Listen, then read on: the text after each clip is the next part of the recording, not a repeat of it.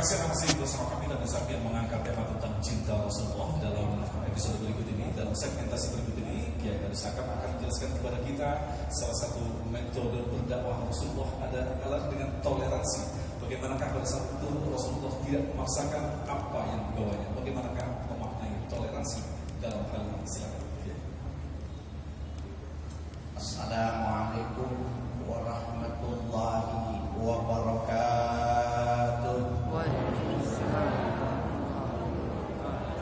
Bismillah walhamdulillah wassalatu wassalamu ala rasulillah Sayyidina Muhammad ibn Abdullah wa alihi wa sahbihi wa mawala. La haula wa la quwwata illa billah, amma ba'du. Para alim ulama yang hadir maupun yang menyaksikan acara Damai Indonesia pada siang hari ini, Ustaz Fikri Haikal, hadirin hadirat yang kami hormati.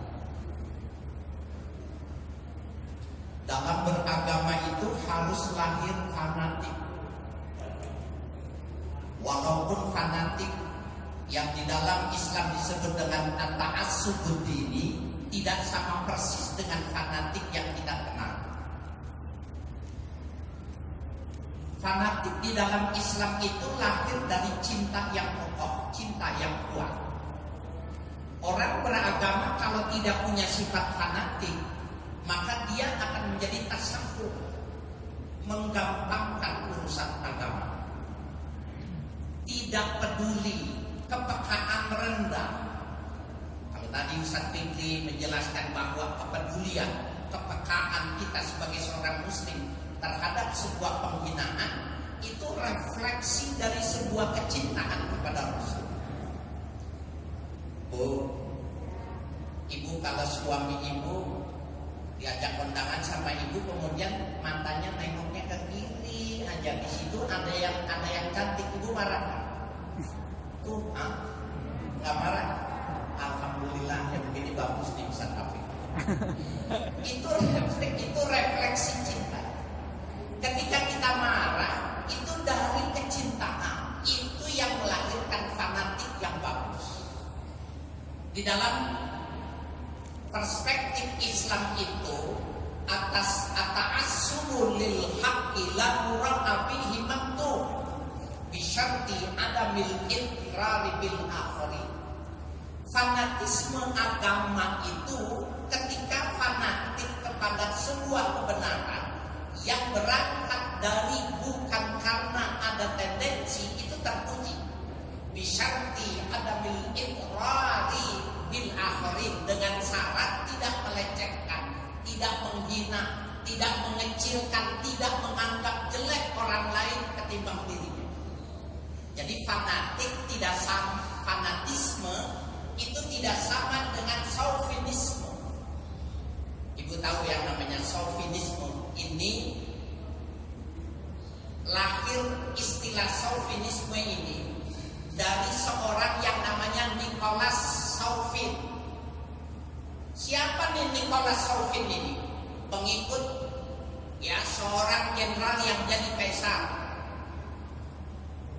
Kita tahu pada waktu itu raja dunia itu adalah Prancis. Jenderal Bonaparte pada waktu itu mengadakan eksplor luar biasa, melakukan eksploitasi bahkan kalau kita katakan, sehingga dia mengangkat dirinya menjadi seorang kaisar. Tetapi ketika dia berhadapan dengan sekutu Inggris tahun 1815 kalah, maka dia ditahan dan disingkirkan di Elba. Nah, ada seorang laki-laki yang namanya Nicholas Chauvin. Dia tidak peduli mau salah mau benar. Dia tidak boleh Bonaparte itu kalah atau menang. Nggak penting, pokoknya ikut dan terus membesar-besarkan. Ini namanya Nicholas Chauvin. Maka timbul mulai saat itu 1815 ada istilah chauvinisme, di mana orang menganggap yang besar itu punyanya, yang lain kecil, yang hebat kami, yang lain tidak ada nilai.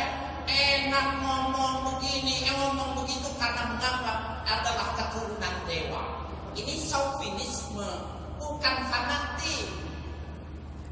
Nah, Bapak sekalian yang berbahagia, ta'assub ad-dini itu harus. Mana kita lihat yang disebut dengan fanatik itu menjadi hebat dan menjadi kekuatan Islam. Dalam sebuah hadis yang sahih, Nabi mengatakan, Nabi bersabda, la yu'minu ahadukum hatta akuna ahabba ilaihi min waladihi wa waladihi wan nasi ajma'in.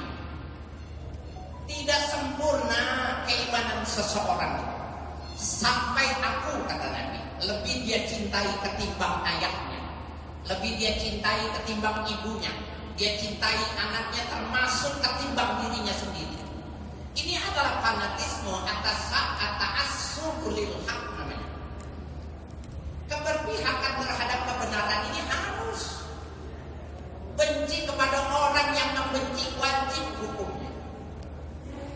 Nah, oleh karena itu Bapak, Ibu sekalian, para pemirsa dimanapun Anda berada, tidak sama fanatisme dengan sofinisme. Di dalam Islam tidak boleh. Itu mengait ta'assub dikatakan bisyarti adamil idrari bil akhirin, dengan syarat tidak boleh meniadakan, menimbulkan kemudaratan, merugikan, orang merasa terhina, orang merasa dikecilkan. Tidak boleh di dalam Islam. Nah, oleh karena itu Bapak, Ibu sekalian, para pemirsa dimanapun Anda berada, ini menjadi penting. Ada orang yang melakukan pembelaan itu seperti ini. Itu nyatanya Nabi Muhammad tidak marah ketika beliau mendapatkan serangan, mendapatkan penghinaan dari kaum musyrikin. Ada orang yang menyatakan gitu nih, Bapak Ibu sekalian, ini penting nih. Jadi di media sosial itu sudah berantai disampaikan bahwa diceritakan beberapa sifat Nabi tidak menganggap penting dan Nabi tidak membalas ketika disakiti. Apa sih tujuannya? Tujuannya ini supaya orang tidak membesar-besarkan kasus yang terjadi sekarang ini. Itu berantai. Saya perlu menjawab lewat televisi, TV One, bahwa yang dilakukan oleh orang-orang yang semacam ini, coba kita lihat analisa berpikirnya. Nabi Muhammad ketika dia sedang sholat dilempar dengan kotoran binatang. Sholatnya tidak diberhentikan, tetapi anaknya tahu sholat batal kalau kena najis, maka anaknya lari, dibersihkan pakaiannya Rasul, dan Rasul tidak bergerak sampai selesai. Nabi setelah sholat tidak memberikan pembalasan apapun. Dia ingin mengatakan yang dihina Nabi, karikaturnya yang dihina Nabi, kenapa orang Islam pengikutnya yang marah? Logika apa yang dibangun? Ya. Nah, Bapak Ibu sekalian yang berbahagia, man taqama li nafsihi bi syai'in. Nabi tidak pernah tersinggung sekalipun seandainya dirinya yang dihina, yang dirusak. Hatta tuntahaka hurumatullah fal yantaqimulillah. Tapi kalau kehormatan Islam yang diganggunya, dihabisi orang itu kalau berbuat. Nah, Bapak sekalian, bagaimana sikap kita terhadap hadis ini? Refleksi kita ini tentunya ikuti yang sebaik.